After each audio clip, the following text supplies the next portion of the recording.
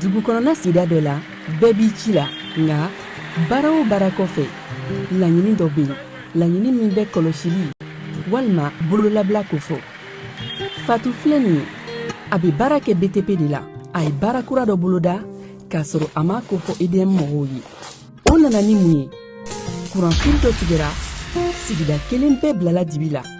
a to mɔbili boli la a ye kuran poto dɔ gosi ka a ma boli wa a ye EDMS to ka sara wɛrɛ tɛna bɔ a la Mamadu ye fasoden ɲuman ye wa a jan bɛ nka bɛɛ tɛ nin hakilina ɲuman in sɔrɔ Isa filɛ nin ye a bɛ ka kɛ komi a bɛ baara dɔ la feere kuranko la fɛn bɛɛ jate kan ka minɛ an kana kɛ Fatu ni Isa ɲɔgɔn ye an ka kɛ i komi Mamadu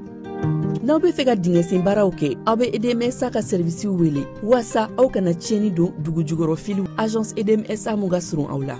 an balimaw a y'a fɔ tare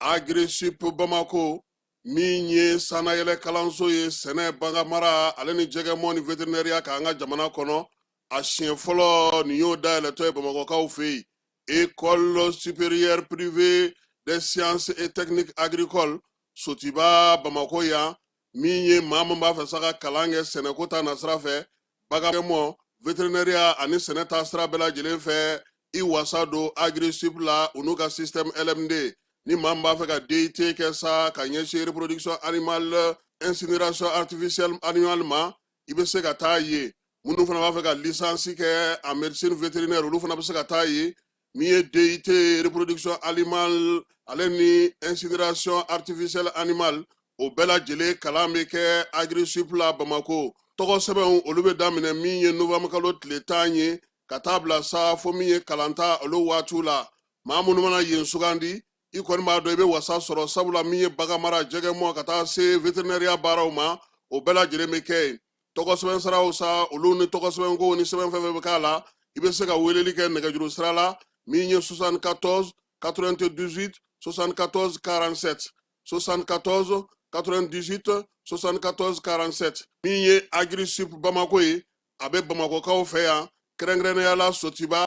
Stade Malien ale ka ndolati kɛrɛ kɛrɛfɛ n'aw taara ye don o don k'aw bisimila ka ɲɛ Jules Jean B Kone vétérinaire don wa min ye kalanso in ye a tigi ye ale yɛrɛ ye a y'aw boli joona sabula min ye kalanyɔrɔ in ye a kalanso a hakɛw dɔnnen don yaasa aw ka se k'aw denw tɔgɔ sɛbɛn joona u ka kɛ an ma jigisigi ye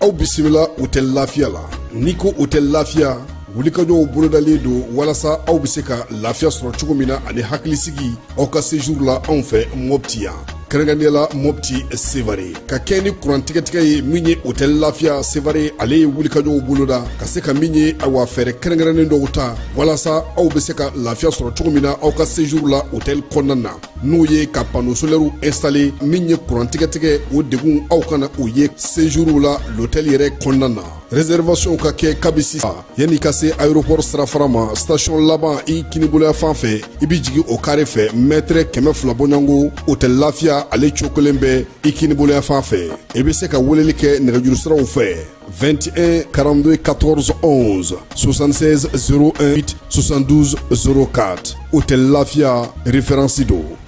cakɛda mun sigilen bɛ ajɔba daminɛ Bamakɔ suguba kɔnɔ wulikajɔ in laɲini ye jumɛn ka ɲɛfɔli kɛ ka fɛsɛfɛsɛli kɛ ani ka suguba kɔnɔ mɔgɔw dɛmɛ ka formalité déclarative ka se ka o musaka sara ka sɔrɔ wuli ka bɔ o surveillance kan a bɛ se ka taa gestion clientèle kan a bɛ se ka taa gestion de la paix kan o n'a ɲɔgɔnna caman missionnaire ninnu u labɛnnen don APDP gilet la ka APDP bɛɛ lajɛlen bɛ se ka sara Trésor Pay fɛ. Trésor Pay ye falandɛrɛ dayɛlɛlen jamana ɲɛmaaw fɛ walasa jamana kɔnɔdenw bɛ se k'u ka redevance bɛɛ lajɛlen sara ka sɔrɔ u ma wuli ka bɔ u sigiyɔrɔ la. Trésor Pay bɛ labaara i ka téléphone ou bien ordinateur fɛ. O musaka ninnu sarali a jagoyalen don APDP agent kan u ka reçu d'i ma reçu min sanfɛ i b'a ye i ye musaka min bɔ i y'a bɔ kun min na QR code dɔ b'a la i bɛ se k'o scanner walasa ka a sɛbɛntiya k'a fɔ k'i ka sarali ɲɛna. APDP b'a da jamana kɔnɔdenw tulo kan k'u ka agent minnu bɛ terrain kan u labɛnnen don ni gilet ye ka tila ka APDP badge d'u ma ani APDP ordre de mission officielle. Nin wulikajɔ in fɛ APDP bɛ k'a ka service gɛrɛ jamana kɔnɔdenw na walasa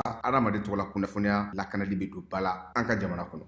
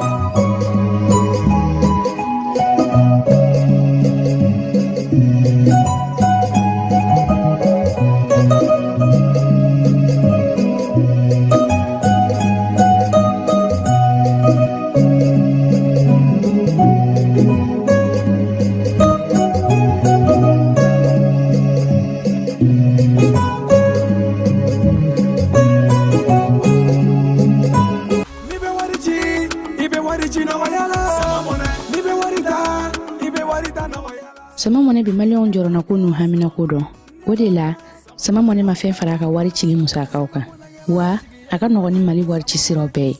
amada o made sama mone bi do fara ode kuna wari ka ni wari bonisi awo ni wari bonisi koni awa sani ke o ken sama mone application ni awi wari aka compte bonisi la kadam ne kredi la abonnement télé fuka ta se kurani di saralima o pe bonisi soro ni bela naka bonisi buguna doron obseka yelema aka sama mone konti la ka sani were ke nayi walima kata wari jebo anga la sigide no fi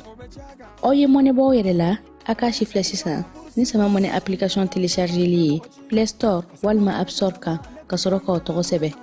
ni sama mone yi odi kuna wari be augmenter sama mone ireta awo ireta ni iretai.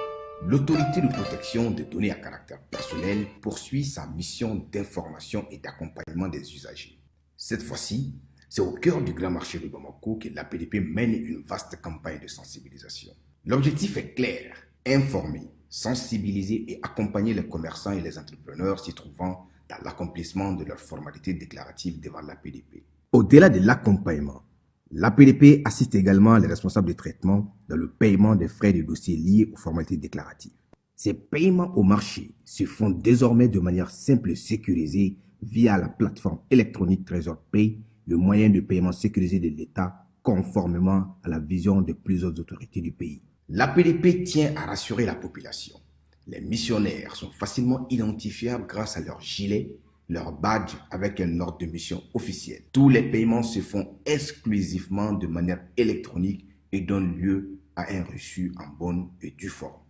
Par cette initiative, l'APDP réaffirme son engagement à rapprocher ses services des citoyens, à promouvoir la transparence et à garantir une meilleure protection des données personnelles au Mali.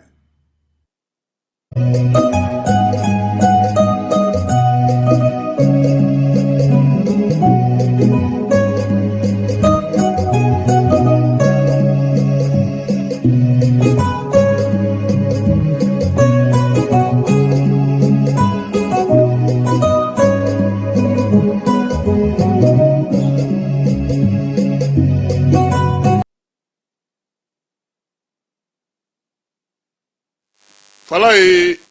bi ye araba ye min ye janvier kalo ye fala ye kalo in banna dɛ 28 de ye bi ye ayiwa sunkalo fana bɛ sɛnsɛn na ka na bi arabadonya in na sa neru n'o ye a minisiriw ye olu ka lajɛ fɔlɔ kɛ kunungo Bamakɔ yan o hukumu kelen kɔnɔna na sa minisiri Aliseni Sanu ale bataki bɔ k'a yira k'a fɔ ko minnu bɛ k'a fɔ ko AES bɛna ka wari bɔ k'o kuma tɛ tiɲɛ ye minisiri min bɛ sɔrɔ ko kunna sa ale kɔni y'o bataki ci direkaw fɛ yen ba sanfɛla la tuguni maa wɛrɛw fala ye olu ye degun sɔrɔ kurumolila kɔni k'o yera nka maa tɔw ka ko bɛ cogo min an n'an da don la k'o ɲɛfɔ bɛɛ lajɛlen bɛ se ka o faamuya cogo min na kalanw jɔlen don bi min ye Yoroso kalanso hukumu kɔnɔna na min ye Yorosokaw ye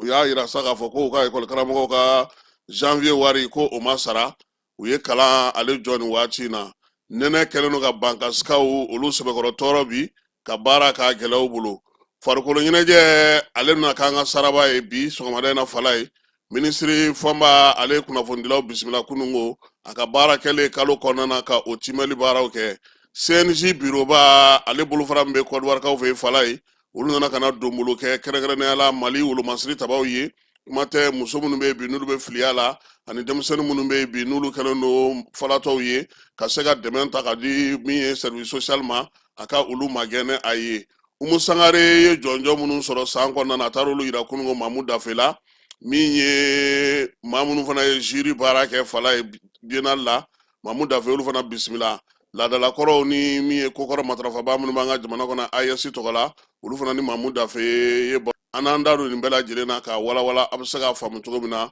k'a to aw sigiyɔrɔw bɛɛ lajɛlen na.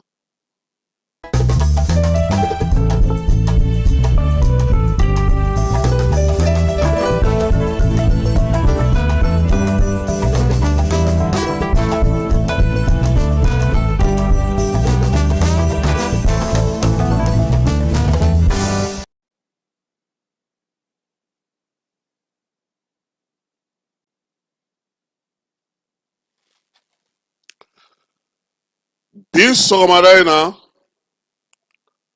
an bɛna an da don min na o ye furuko kuma ye fala ye san 1993 san min ye Umu Sangare ale ye dɔnkili dɔ da ko bi furu kɔnɔna na Umu Sangare ko kabini furu kɛra jagokun ye ko furu danbe bɛ banna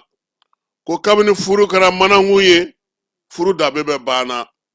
bi Mali kɔnɔna na kuma tɛ nin sunkalo min surunyalen filɛ nin ye furusiriw bɛ sen na an bɛ k'an denw di an bɛ k'an balimaw di an teri dɔw bɛ ka muso filanan ta fala ye nka a bɛna ta sɛgɛsɛgɛlikɛlaw ni kɔlɔsilikɛlaw ye mun lakɔlɔsi anw ka jamana kɔnɔ yan ko furu bɛ siri cogo min a bɛ sa o cogoya kelen fana na kiimɛliw senfɛ ko 100 sara la sa furu minnu bɛ siri 75 o de furu fana bɛ sa kiiri tigilamaw olu fɛ yen kɛrɛnkɛrɛnnenya la furusaw u kun ye mun ye fɔnkɔ ɲɔgɔnkɔ min ye gosili ka taa se musakako ma furukɛlaw yɛrɛ bɛ girin ka ɲɔgɔn ta cogo min na bɔlɔnku kɔnɔ ka tila ka ɲɔgɔn bila o cogoya kelen na somɔgɔw senti don furuko la min ye musakako ye a la belebele ye min ye fala ye lamɛnbaaw ka hakɛ to n'o o ye dilanko ye ko maa caman t'o fɔ ko cɛlakaw kɔni jalakilen don o la kosɛbɛ ni dun y'an ka jamana ta fala ye furu ale jɔyɔrɔba bɛ a la furu ale ti kɛ kunfɛ furu ale bɛ sigi cogoya minnu na a bɛ na cogoya minnu na nin bɛɛ lajɛlen bɛ an ka tabiyaw n'an ka taabolo n'an ka kow la min ye kɔrɔ dɔɔnin tɛ dɔgɔ dɔɔnin tɛ min mana dɔɔnin sɔrɔ fala ye o b'i ɲɛsin dɔ ma ka na n'o ye o ɲɛna sa wa o ma ɲɛ sa wa jogo ɲuman b'o la wa jogo ɲuman t'o la sa o tɛna se ka dɔn cɛ yɛrɛ ale bɛ cogo di a lamɔna cogo di a ka ladamu ye mun ye mun ni mun b'a bolo foyi ti jateminɛ fala ye f'a jufa kɔnɔ o bɛ taa wolo mun na ni furu ja dimisogoba in a sɔrɔ man di fala ye o degun n'o furugu ka taa fara mangoya tɔw kan min ye sɔrɔko ye sɛgɛn ni tɛgɛlankolonya muso yɛrɛ bɛ finɛ ka funu ka dimi te k'i sigi cayi k'a fɔ cɛ ɲɛna ne ma don a la nin kama fala ye hali ne ka pari wari n tɛ se k'o sɔrɔ nasɔngɔ yɛrɛ kɔni kɛrɛbɛ tɛ bibi na denmisɛnninw bɛ mun dun o tɛ ka sɔrɔ k'a sɔrɔ furu ye siriɲɛsigi de ye furu ye badabada de ye furu ye a ka di a man di de ye fala ye sabula o bɛ fɔ furukɛlaw ye meri la cogo min o bɛ f'u ye diinɛtigiw fana fɛ yen ten nka bi mun ye nin bɛɛ gɛlɛya fala ye nata an ye ɲɔgɔn ye an ye ɲɔgɔn kanu an y'a sinsin mun fɔlɔ kan fɛn b'i kun wa n ka maakɔrɔ dɔ ko ma bi ko anw tile ma diya dɛ Fala ye ko sabula ko ni npogotigi k'i ma bi k'a b'i fɛ k'o kɔrɔ de k'i ka wari d'a ma ni fɛn t'i kun e sen tɛ furu la e sen tɛ kanu na e kumakan tɛ lamɛn kuma tɛ bi an bɛ diɲɛ fan min na Fala ye min ye an ka maraw kɛcogo ye mansaw tun bɛ denw lamɔ cogo min u tun bɛ denw sigi cogo min na u tun bɛ sigida baaraw f'u ɲɛna cogo min na ka kabila ɲɛf'u ye ka du ɲɛf'u ye ka sigi ɲɛf'u ye ka furu ɲɛf'u ye ka min ye balimaya ni sinjiya ani kalimaya ni nimɔgɔniya k'olu ɲɛf'u ye ani sinankunya ko bi k'o tɛ yen koyi furu mana tɛmɛ i ni dugu min ni ɲɔgɔn cɛ Fala ye o y'aw kɛlen ɲɔgɔn ka maa de ye furu mana tigɛ i ni kabila min ni ɲɔgɔn cɛ o y'aw donnen ɲɔgɔn na ka kɛ kelen ye furu mana tɛmɛ i ni du min ni ɲɔgɔn cɛ a mana tɛmɛ i ni siya min ni ɲɔgɔn cɛ o kɔrɔ aw kɛra kelen ye nka bi o de bɛ ka na ni degun ye o de bɛ ka na ni gɛlɛya ye n'i y'a ye k'a fɔ furu tɛ bɔ kari la ka ntɛnɛn sɔrɔ Fala ye an bɛ ɲɔgɔn ta an tɛ ɲininkali kɛ an tɛ ɲɔgɔn cogoya lajɛ an tɛ ɲɔgɔn kɛ hali Fala ye ala ma taa k'a dɔn k'a fɔ karisa nin ka d'a ye nin man d'a ye an t'o si jate minɛ don o don a bolo falen bɛ na o de jate minɛlen don cɛlakaw musolakaw denbaw denfaw maɲamagaw furusiramaw furusiratabanaw moriw ninnu bɛɛ lajɛlen ye dɔ fɔ nin na Fala ye nka miyɛtɔ ka kuma tɛ minɛ sagabosoyɔrɔ la dɛ bi a kɔlɔlɔ kɛra mun ye an ka duw kɔnɔ o ye k'a fɔ an ka du an bɛ nin kana dun daɲa sabula du min bɛ yen bi n'o ye du yɛrɛ yɛrɛ ye senkan kɔni bɛ sow kɔnɔ nka k'a fɔ ko maaw don wa ko ɲininkali kan ka kɛ jateminɛlikɛla ko ni dun y'an ka sariya ta k'a lajɛ Fala ye k'a fɔra ko furu nafolo ye 3,000 de ye dɛ wa k'a kan ka di muso ma nka anw fɛ yan furu kɛra miliyɔn ye Fala ye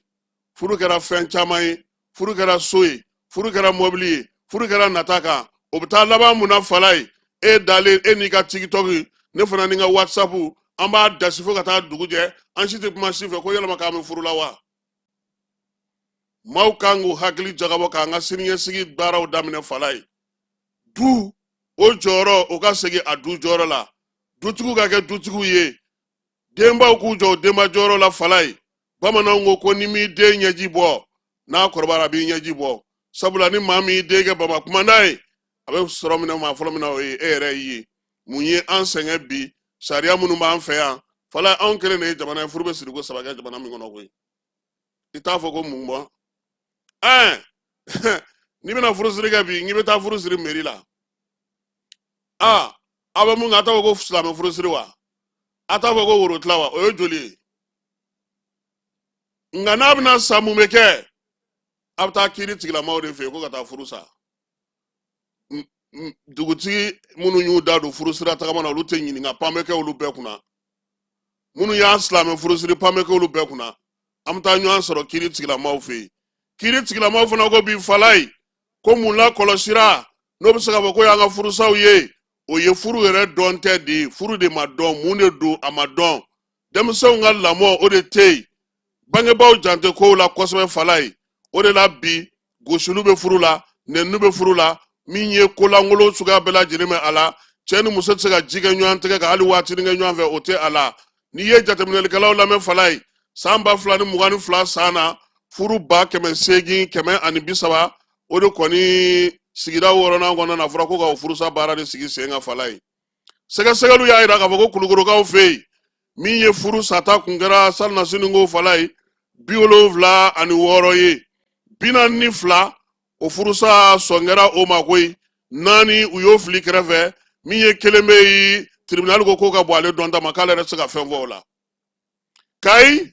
ani kulukoro ko olu man jan ɲɔgɔn na Fala ye furusa ko in bi ma a bɛ Kayi fana kɔnɔna na koyi min ye Kayiba Jabate ko bi ko maaw yɛrɛ kɔni bɛɛ lajɛlen kamana guwanen nka Fala ye Kayi kelen tɛ Mali dugu tɛ yen bi min ye furusa ko kuma tɛ yen jateminɛw de bɛ ka kɛ bi ko mun nana ni nin bɛɛ ye furu mana siri nata kan ni muso nata ma fa a tɛ se k'i sigi a tɛ se k'i muɲu a bɛ fɛn o fɛn ye o ye n ka bɔ nin furu in na n ka n yɛrɛ sɔrɔ laadaw ye mun fɔ min ye furu tilamanaw ye mun fɔ Cheikh Umar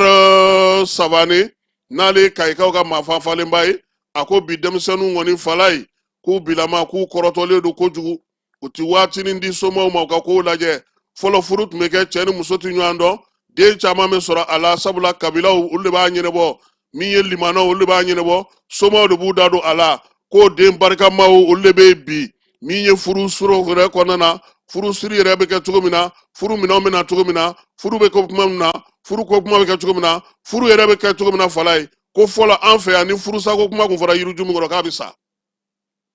bi k'anw ka furu n'an y'a sa yiri min kɔrɔ k'o bɛ palen ka ɲɛ de sabula an b'an siri furu sariyaw kan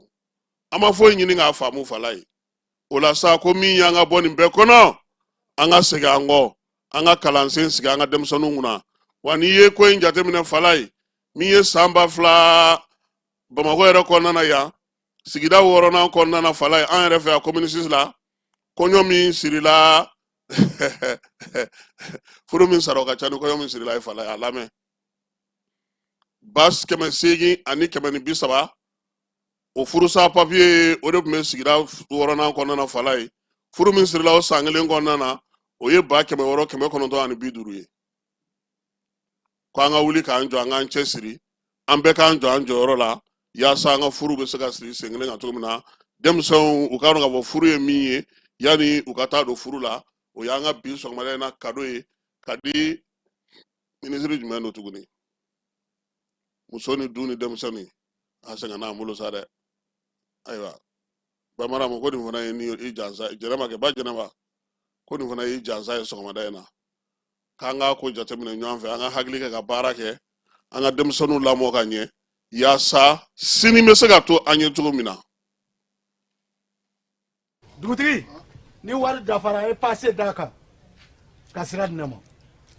Sunkalo e kunkolo a tɛ yen dugu wari ko o d'i ma fo dugu ani dugu o wari t'a de o kɔni kuma t'a la sa e ka sama mɔnɛ to yen i yɛrɛ ta sita sidi ka numéro filɛ nin wari ci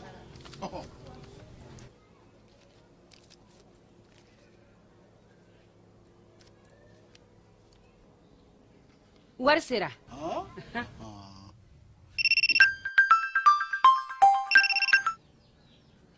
allo i ye wari sɔrɔ o ɲɛna tiɲɛ yɛrɛ la ko ni sama bɛ maa min ɲɛ ko n komi t'i gosi ngonga sama mɔnɛ i yɛrɛ ta a sɔngɔ ka nɔgɔn ni mali wari ci sira bɛɛ ye depo ye fu ye wari bɛ ci fu ni application ye wa bɔsara ye musaka fitinin ye sama mɔnɛ ji ni kuran bɛ sara n'a ye krediw bɛ ta n'a ye sanni feere bɛ kɛ n'a ye sama mɔnɛ nin y'anw maliyɛnw ta ye a y'a si filɛ ka nkalon bɔnda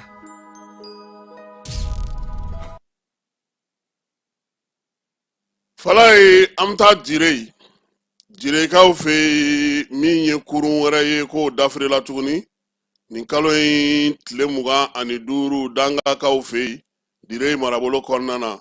min ye kurun in ye sa a kɔni kɔnɔna na sa maa min bɛ n'o ye kurunbolola ye fala ye ko fɛn ma ale sɔrɔ nka maa 5 bɛ yen halisa u bɛ ka olu ɲini wulikajɔw kɔni kɛra sa k'a lajɛ n'o y'a sɔrɔ u su bɛ se ka ye cogo min na dugudenw bɛ k'o fɛɛrɛw tigɛ yaasa waleya in ale ni degun min yera tile 2 in kɔnɔna na ka kɛ ni waleya ninnu ye u bɛ se ka kunbɛn cogo min direkaw bɛ se ka kisi cogo min na yoroso lycée min bɛ yen n'o ye faso ka lycée kalanso ye école karamɔgɔ minnu bɛ yen k'ulu ye baara bila u ka janvier kalo sara ko o ma kɛ u y'a yira sa k'a fɔ kilasi min bɛ yen n'o ye kilasi 10nan ni 11nan ye o ɲɔgɔndanw bɛɛ lajɛlen o kun bolodalen don ntɛnɛn nata min ye école karamɔgɔ ninnu ye ayiwa fala ye a ko gɛlɛyara dɛ baara m'a bila k'a sɔrɔ ɲɔgɔndan ma kɛ n'o ye trimestre ye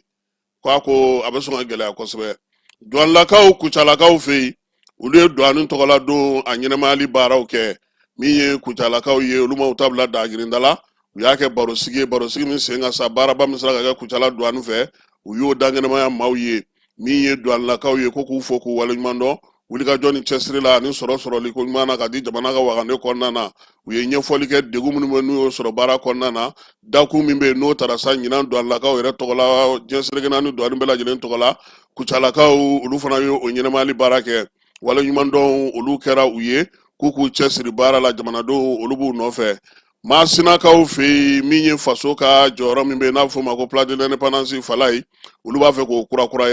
kurakuraya ni hukumu kɔnɔna na sa nin kalo in tile 25 n'o ye kari tɛmɛnenw ye u ye maaw wele sifinw ni denmisɛnninw bɛɛ lajɛlen ka jamana ale tamasiyɛnw masiriw n'a tableau k'olu bɛɛ lajɛlen bonya o la sa u ye yɔrɔ furan belebeleba boloda Masina kɔnɔna na min ye jamana ka yɛrɛba hɔrɔnya kɛnɛ in ye k'u bɛna na kurakuraya ka tulu mu a la k'a dilan fɔ k'a ɲɛ kosɛbɛ nka o la sa a bɛna na ɲini dugudenw fɛ dɔgɔkun o dɔgɔkun kɛnɛ in fala ye a masuna n'a lamini bɛɛ lajɛlen ka fura baɲumankɛtɔn min bɛ yen sa n'o ye tiktak sahel ye ale ye musaka bɔ ka kɛ ni famogu ale ka dɛmɛ fana ye wolomasiri tabaw ka fara ɲɔgɔn kan jɛkulu min bɛ kɛrɛnkɛrɛnnenya la AES kɔnɔna na n'o dagatigi o ye général de brigade Dawuda Tarawele ale kan ka taa Nizɛrikaw fɛ ka taa ka baara ta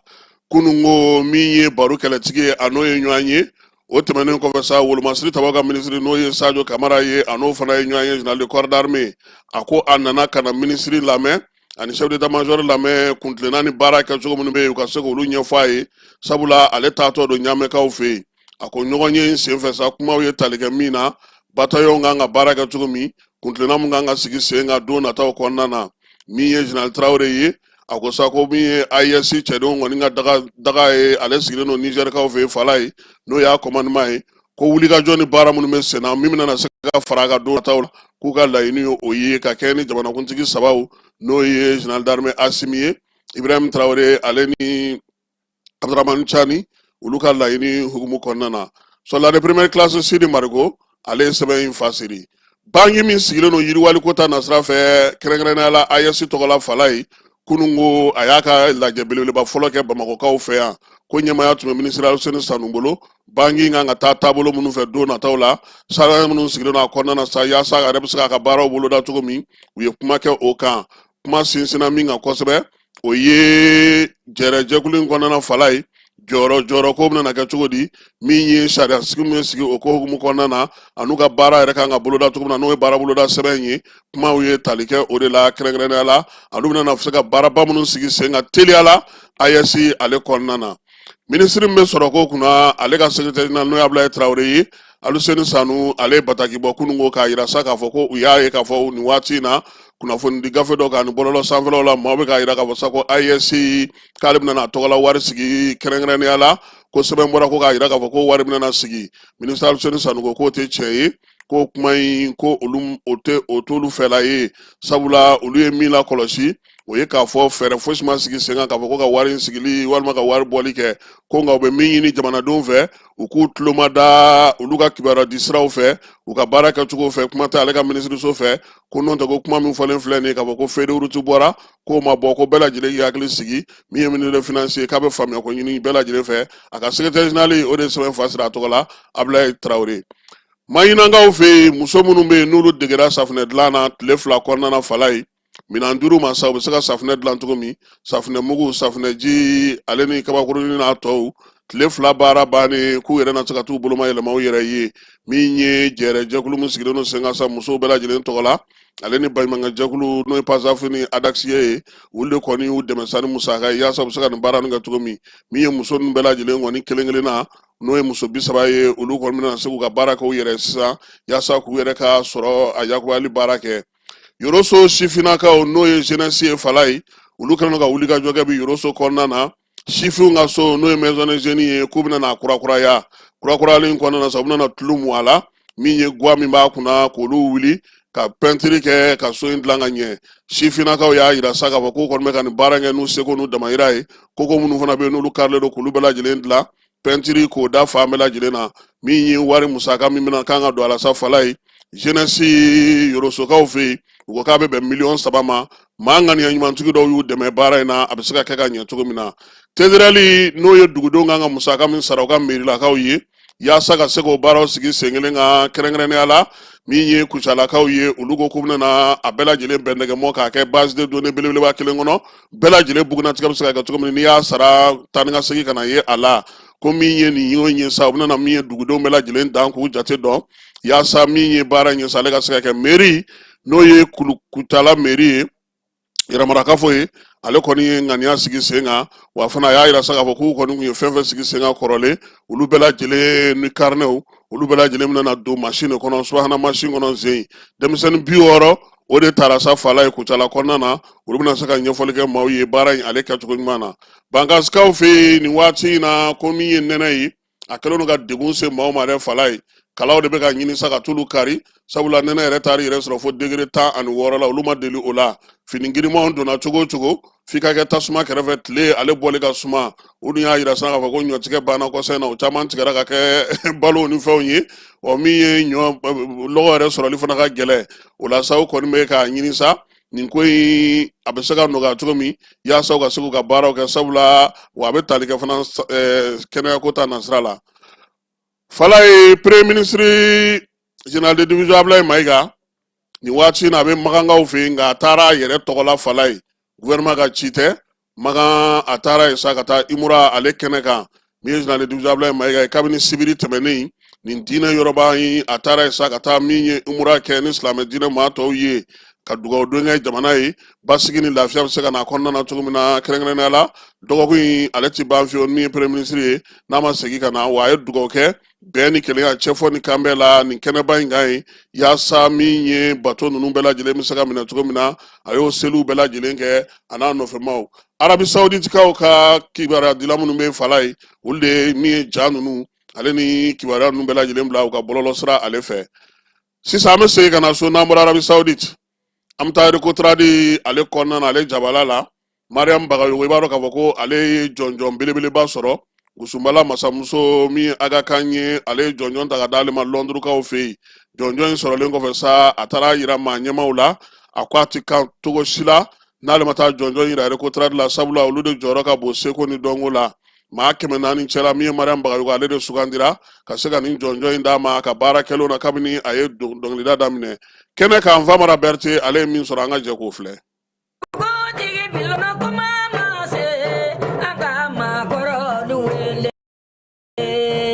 Kolokankaw ka sɔrɔfɛ kɔnɔmuso kɔrɔba an ka jamana ladala fɔlifɛn Gusubala masamuso Mariam Bagayogo kɛlen ka Mali tɔgɔ labɔ diɲɛ ɲɛfɛ ni jɔnjɔnba tali ye u b'a fɔ ma ko Aga Khan Angleterre jamana kɔnɔ maa 400 ɲɔgɔn ɲɛkɔrɔ ka bɔ diɲɛ fan bɛɛ lajɛlen fɛ o siratigɛ de la Mariam Bagayogo bisimilara an ka jamana ɲamakalaw ka tɔnba récotra di maaw fɛ yaasa ka taa jɔnjɔn in bonya sigi u kɔrɔ ni k'u ka duwawu n'u ka faraɲɔgɔnkan ɲini a ka san 60 sɔrɔli dɔnkilida la o baara minnu bɛ sen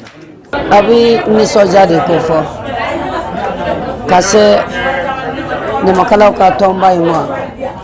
a bɛ nisɔndiya ko fɔ a bɛ bɛn ko fɔ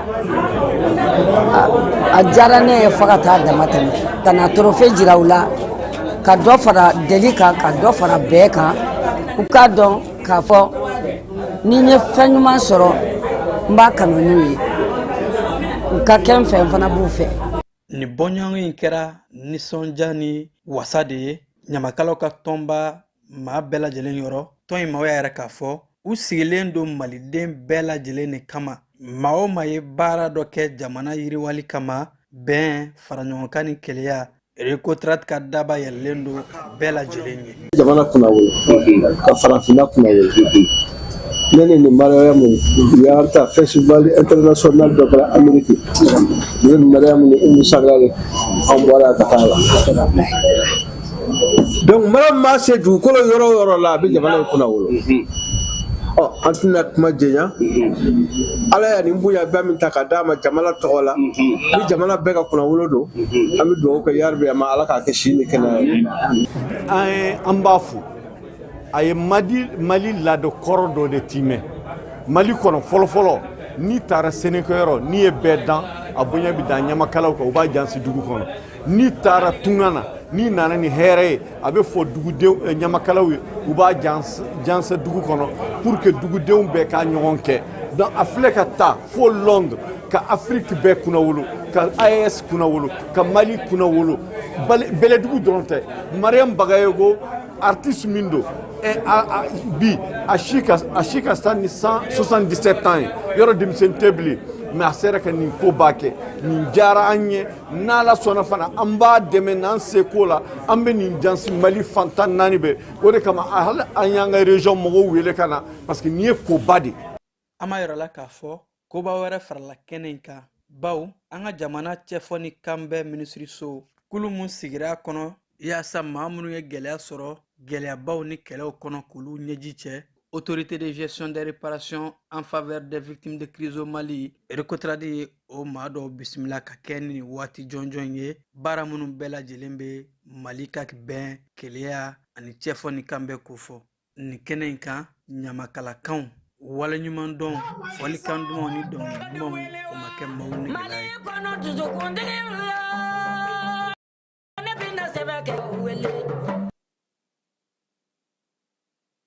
An bɛ to seko ni dɔnko la a minisiriso an bɛ taa ye min ye Kɔnɔba Tarawele ye ni ale ye laadalatigiw olu ka ɲɛmaa ye Burkina Faso ani a tɔw bɛɛ lajɛlen ka bɔ Niger ani Mali taw olu bisimilara kunungo minisiri Mamu Dafe fɛ ale yɛrɛ ka baarakɛyɔrɔ la gɛrɛ in sa nin y'a siɲɛ sabanan ye Mali ale de bɛ jamana sabanan ye u nana lajɛ in kɛ min kɔnɔ an ka seko n'an ka dɔnko n'an ka tabiyakɔrɔ matarafabaw u y'a yira sa k'a fɔ k'u ka baara kɛ k'a daminɛ min ye janvier kalo tile 25 a bɛ kun cɛra kunungo la sa u nana ka na bonyamasegin kɛ minisiri Mamu Dafe dɛmɛ ani a y'u bisimilaliko ɲuman min kɛ kɛnɛ kan fana ka maa minnu taara min ye Burkinakaw ye Mali ani Niger u y'a yira sa k'a fɔ u kɔni taara jamana o jamana la ɲɛmaaw y'u bonya k'u bila u ka karama kɔnɔna na wa fana k'u dɔn alakari ka se ka baaraw fana nɔgɔya u bolo u nana ka na o foli de kɛ jɛkulu min bɛ sa n'a fɔ ma ko association faso kanu bulonba ale de jɛra in sigi sen kan san o san ka ni jɛkulu nu fara ɲɔgɔn kan sa AES jamanaw olu kɔnɔna na Sorofe kɔnɔ Umu Sangare ale fana ye jɔnjɔn min sɔrɔ san 2025 a taara o yira minisiri Mamu Dafe la min ye Umu Sangare nin waati na sa n'a nɔfɛ maaw olu bɛɛ lajɛlen bisimila kunungo minisiri Mamu Dafe fɛ jɔnjɔn belebeleba min bɛ n'a fɔ ma ko prix Superstar Musical Afrique n'a y'o sɔrɔ Oda Awards la Addis Abebakaw fɛ yen ale ni jɔnjɔn bɛ yen n'o taara ka d'a ma bonyamasegin la Côte d'Ivoire kaw fɛ n'a fɔ ma ko Jali Awards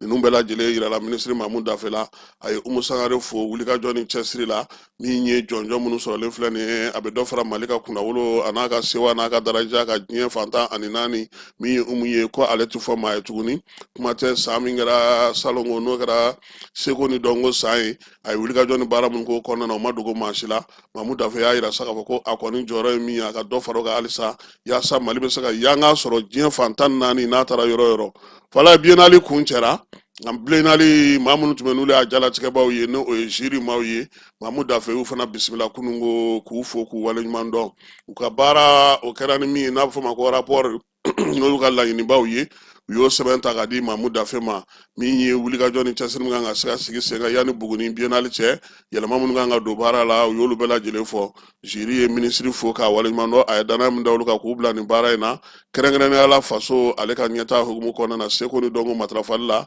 min ye baaraw ye sa u kɔni ye min ɲini minisiri fɛ u ye laɲiniba minnu kɛ ani gɛlɛya minnu yera Tɔnbukutukaw fɛ baara la yɛlɛma ka se ka don o la yanni Buguni san 2027 ale cɛ an bɛ taa fan fɛ an bɛ sɔrɔ ka na kɔkan kibaruyaw la.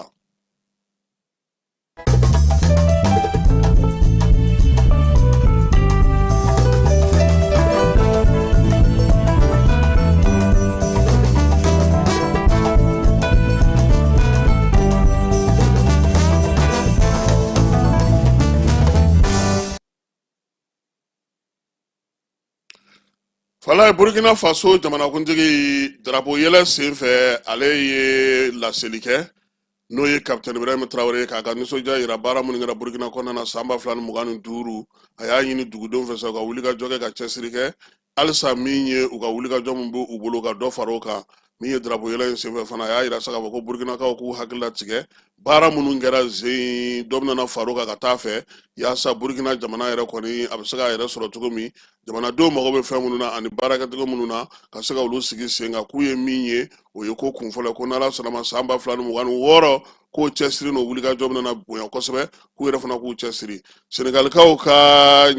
caciribɔla dɔ bɛ yen kɛrɛnkɛrɛnnenya ni sinimabɔla dɔ fala ye n'o ye Alima Ganji ye ko ale kɔni Ala y'a ka kalifa minɛ a la jabɔla don jabɔ min n'a y'o kɛ ja dɔ senfɛ wa min ye a ka kalifa minɛ a la k'a to Faransikaw fɛ yen fala ye kibaruya in kɔni dira Senegalikaw ka bɔlɔlɔ sira fɛ n'o ye Seneweb ye n'o ye faso yɛrɛ ka kunnafoni di gafe ye waleya in y'a sɔrɔ sa k'a to Faransi ale fa b'a kɔnɔ nka yan'a ka fatu a ye batakinin bila a ko sini ni ne fatura n b'a ɲini aw fɛ aw ka raka 2 seli kan o ka fisa aw k'a fɔ ma ko Ala k'an dayɔrɔ sumaya min ye Alima Ganji ye mamino ka kun wulu cogo ɲina kosɛbɛ san 37 ala ka kalifa minɛ ala ka to faransiskaw fɛ fure o segili n'o baaraw bɛɛ lajɛlen k'olu bɛna labɛn yaasa a ka janajaw kɛ Dakar cogo min na ministre min bɛ jamana ni jamana cɛ sira ɲɛnabɔ ko kunna ni bɛn ni kelenya ni cɛfɔ ni kan bɛɛ kɛrɛnkɛrɛnnen ala libikaw fɛ fala ye ale y'a yira sa k'a fɔ ko min ye diɲɛ seleke naani jɛkulu ni arabu jɛkulu ye Tunisie ni Egypte ni Algérie k'u b'a fɛ ka taa fɛɛrɛ min kɛ ni diɲɛ seleke naani jɛkulu ye ko ka taa libi ko kuma fɔ k'olu tɛna jɛn ni o ye k'o tɛ se ka kɛ fiyewu kun tɛ di kuntigi kɔ fiyewu olu kɔni tɛna sɔn soyasi la ka t'u sigi k'a fɔ ko b'olu tɔgɔla kuma fɔ k'a sɔrɔ u yɛrɛ t'a kɛnɛ kan Espagnekaw y'a yira kunungo ko min ye u ka jamana kɔnɔna na u bɛna sɛbɛn di baarakɛla caman ma min ye maa 100,000 ye ka taa se 180,000 ma n'o ye tungarankew y'u fɛ n'olu bɛ Espagne kɔnɔna na fɛn fɛn bɛ ni a ye kalo 5 bɔ k'a daminɛ décembre kalo tɛmɛnen na fala ye tile 31 na ko n'u ka casier judiciaire ka ɲi ko olu bɛɛ lajɛlen u bɛna sɛbɛn d'u ma u ka se ka baara kɛ cogo min sɛbɛn min bɛna d'u ma a b'a to ka se ka baara kɛ san 1 kɔnɔna na n'o fana dafara dɔw yɛrɛ bɛ se ka mɔnɛ bɔ fana bɛ se ka kɛ o ko hukumu kɔnɔna na Pays-Bas tribunal dɔ bɛ yen ale ɲangini ta ka ɲɛsin Eritrekaw ka jamanaden dɔ ma fala ye min ye Emmanuel Walid ye san 20 kaso ko ale bɛna o kɛ sabula a tun bɛ ka maanifin ta de ka t'u feere tungarankew a bɛ bɔ n'olu ye Eritrekaw fɛ ka taa n'u ye nanzaralakaw fɛ ka tɛmɛ Libi fɛ ka t'u feere jɔnya i n'a fɔ jɔnya waleya bɛ kɛ cogo min na o la sa min ye Pays-Bas n'o ye Holandekaw ye u y'a yira sa ko nin waleya in kɔni tɛ se ka bɛn fiyewu maa kofɔlen k'a na san 20 kaso o kɛ bana min bɛ yen n'o ye box ye ni ale kɛlen don ka maaw sɛgɛn kosɛbɛ nin waati in na fala ye ko fɛɛrɛ bɛ ka ɲini a la min ye Centrafrique jamana maaw ye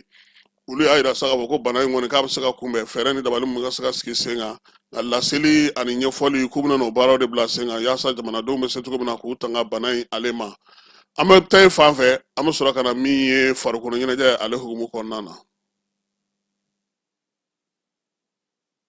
Élément aw minnu b'a fɛ ka voyager k'a sɔrɔ a ma degun sɔrɔ a ka voyage kɔnɔna na compagnie de transport Somatra u y'a kanu ka na ni kari kura caman ye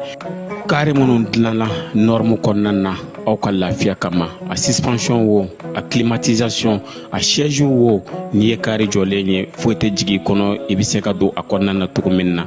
Somatra e ka kari Somatra ne ka kari Somatra anw ka kari o hukumu kɔnɔna na kari ninnu bɛ sira ta don ko don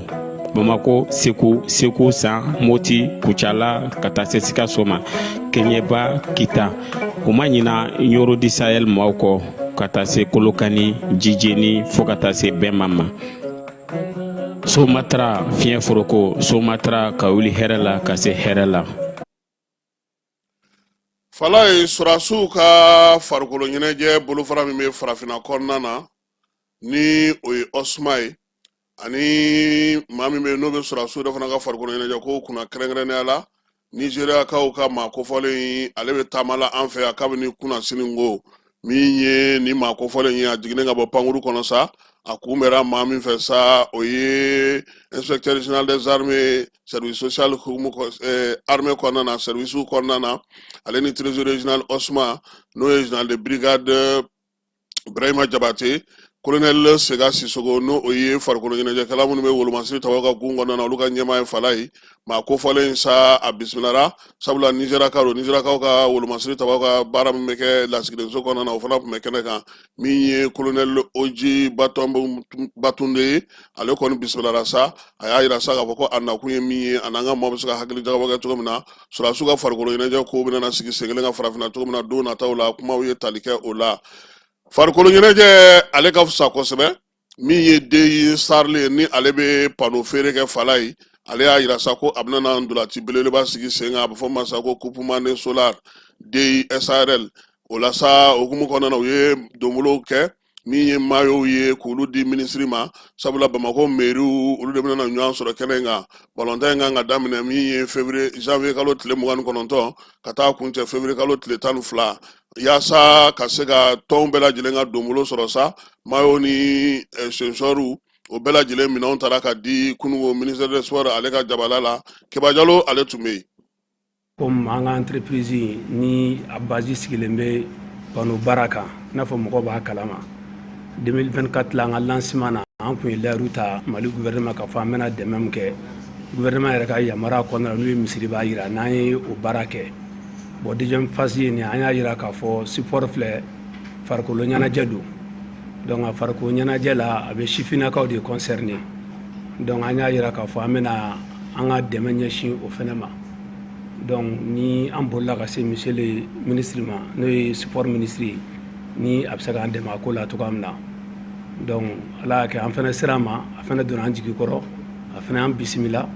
donc weleli kun y'o di ka na an ka dɛmɛ fɛnɛ yira fasokola an jɔyɔrɔ fɛnɛ ye mun ye ɲɛnajɛ sport fila a bɛ bɛɛ lajɛlen concerné bi donc jamana ko an b'a dɔn jamana bɛ dingɛ min kɔnɔ an bɛɛ b'a la deli ala k'a bɔ a la bon ni an fɛnɛ bɛna se ka nisɔndiya min fɛnɛ di sifinnakaw fɛnɛ ma n'o de ye dolanci nin fɛnɛ an jɔyɔrɔ ye fasoko la dɛmɛ kɔnɔna la o de ye an seko ye yan. Entreprise mana sigi collectivité yɔrɔ yɔrɔ kɛta dɔ b'a fɛnɛ bolo je crois que u sigilen bɛ an ka jamana kɔnɔ u bɛ fɛ k'o fɛn de bonya sisan ni entreprise sigira an fɛnɛ ka yetanin na fɛn saba bɛ fɛnba saba bɛ a kan ka sen dɔ la Mali collectivité bɛɛ tɔɔrɔlen don ni o fɛn ye entreprise man ca min bɛ a ta o waleya la u kan k'u sen don mɔgɔninfinya dala bɛnni na n'o ye social ye u kan k'u sen don sɔrɔ fitininw la n'o ye économie ye u kan k'u sen don hali sigida sanuyali la environnement gestion na entreprise fɛn fɛn mana taa sigi nin bɛ diyagoya ye u k'u sen don nin na mais n'i y'u da 100 o 100 99 de bɛ yen olu bɛna k'a kɛ tɛmɛsenna ye k'a sɔrɔ u b'a dɔn donc ni ninnu nana nin sira ta ka tila ka ɲɛsin an ka sifinnakaw ma ka ɲɛsin denmisɛnninw ma u bɔlen kɔfɛ ko dɔ la n'o ye misiriba panneau dali ye k'a ɲini ka denmisɛnninw fɛnɛ ka hakɛ d'u ma parce que collectivité bɛɛ kan ka denmisɛnninw ka hakɛ di nin cogo fɛnɛ na mais ni olu nana ka na o kɛ u bɛ ka collectivité ka baara dɔ kɛ ka u fo k'u barikada an ka jamana bonyɛli la. Ni farikolo ɲɛnajɛ fɔra wajibi ne bɛ n sen don a la parce que farikolo ɲɛnajɛ b'an ka mission na an kan k'a lajɛ an bɛ se ka mɔgɔw dɛmɛ cogo min na walasa n'a ka d'u ye farikolo ɲɛnajɛ ka développer u ka localité la an bɛ se k'u dɛmɛ o sira fɛ cogo min na n'a fɔra ko entreprise dɔ bɛ yen nɔ ko ni collectivité bɛ ka baara kɛ ɲɔgɔn bolo walasa denmisɛnninw ka se ka nisɔndiya farikolo ɲɛnajɛ la hakili la o ko ɲumanba ye parce que n'i ye farikolo ɲɛnajɛ fɔ i bɛ kɛnɛya fɔ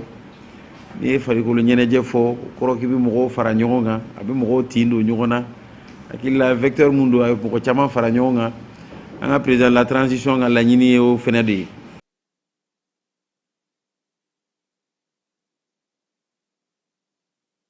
Ayiwa Falaye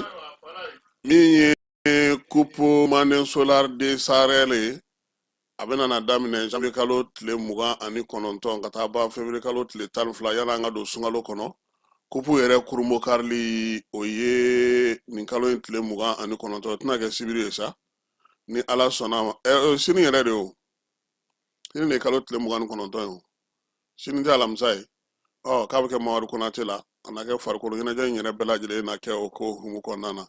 ministre so an bɛ to yen n'o ye fɔnba ka ministre so ye n'o ye farikolo ɲɛnajɛ ni sifinw ni maanifinya dilan ni ministre so ye Falaye laadala kalo kalo ale bɛ a ka barosigi kɛ ka ɲɛfɔli kɛ kalo kɔnɔna na a ye baaraba minnu kɛ fɛɛrɛ minnu sigira sen kan a ka ministre so kɛ yɛlɛmali ko ta nasiraw la a se ka se ka farikolo ɲɛnajɛ ni sifinw ka ko bɛɛ lajɛlen matarafa Kiba Jalo tun bɛ a ye min sɔrɔ an ka jɛ ka o lamɛn. Fédération football dɔrɔn tɛ dɛ an kan ka jateminɛ an ka fédération bɛɛ la ni aw bɛ mɔgɔ ta k'a don a ka fédération na état ti programme di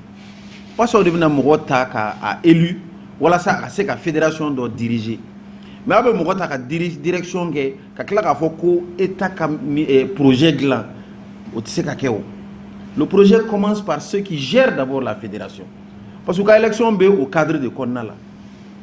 état kɔni bɛ se ka cadre an bɛ se ka cadre sigi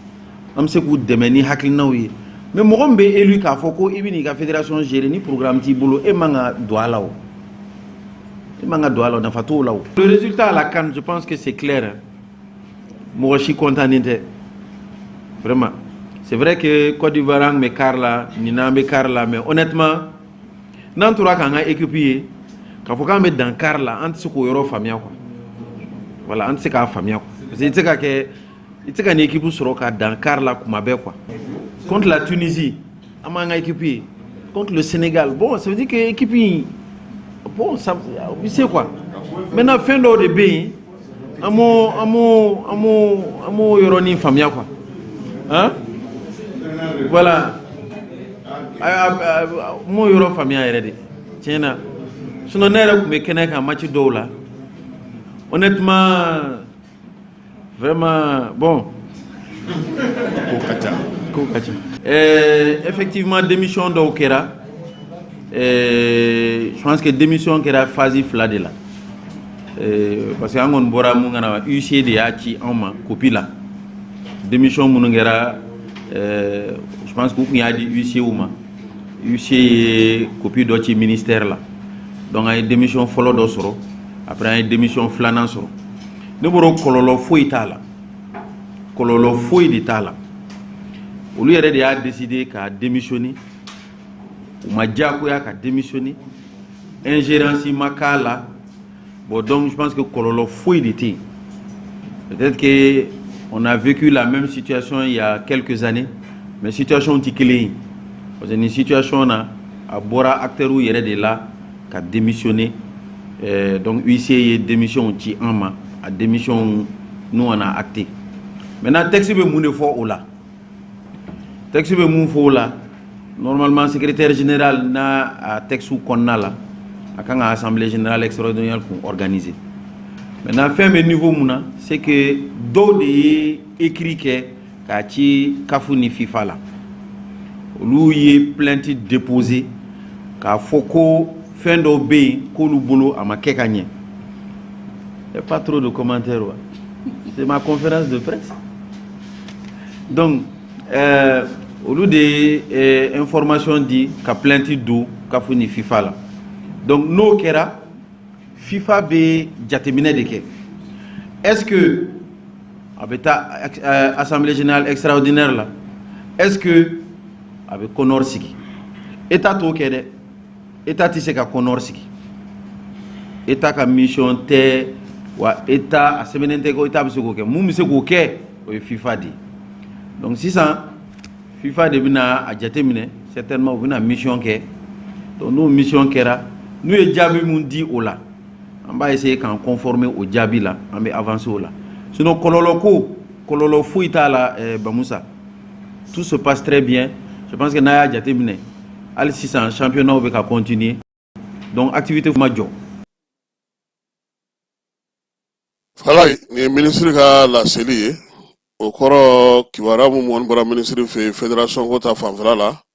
sigi kala no ka FIFA de kono sake parce que alego ko do ye plenty do akon mo tigu to ko fo fédération fana ko na plenty do to ko fana be ambe dugo ka sa mi akoy alaka to time ko ma ira ambela jilena so mare na ame miseni demsonu fo falai mi ye demsen jagulu me miseni no wuli ka jola ka dugu ko be setu ko bina ka ke ko were nafa mi ye bara munu me sena we ka wuli ka joke ya saka se nyema fana ma sabula Senegal dugu daw ni Senegal bulu bela jile ko me dugu ko nana ni watina amu fo ka yoro so demsenu fana fo falai hakila nyuma mi nu ya soro mi ye gouverneur Ablaye Cissé akon ne kada ko sebe e ku chala gouverneur be ka wuli ki jo i ka fendo ke faso e yasa i ka demsenu kana na ke fuye ibolo amu fo bara ale ka tuba demsenu mun fana bora Côte d'Ivoire kana ni demain kana di wolo masini tababa na la sona mana ndado ala watina tawla ka se ka fo mo ko se ka famia tubina bibi so bana ta mobla eni ne ni ala sona mana nyan so wati were ala ka tle here cha ala ka so mangai shini kanal ako ko tajibe kana tle fly na kafsa anga dugoke ala ka to bela jile no ya aka ambe wati were anga nyuan deme ka bingeni kalaw ni ma falaw ni waljuti kilamo kele ayon deme ankaw deme ka bingeni kalaw ni ma falaw ni waljuti kilamo kele naye kuna funi soro bingeni kalaw ni ma falaw ni waljuti kilamo kan ay nega juru ci deme sola nega juru strafe wote saramina bisheki funi fu tani kele muga walma bisheki funi fu tani kele mugane fla walma bigono doni sheki tani wolovla bi sabani woro 70 ni 5 n ko 98 17 16 36 40 45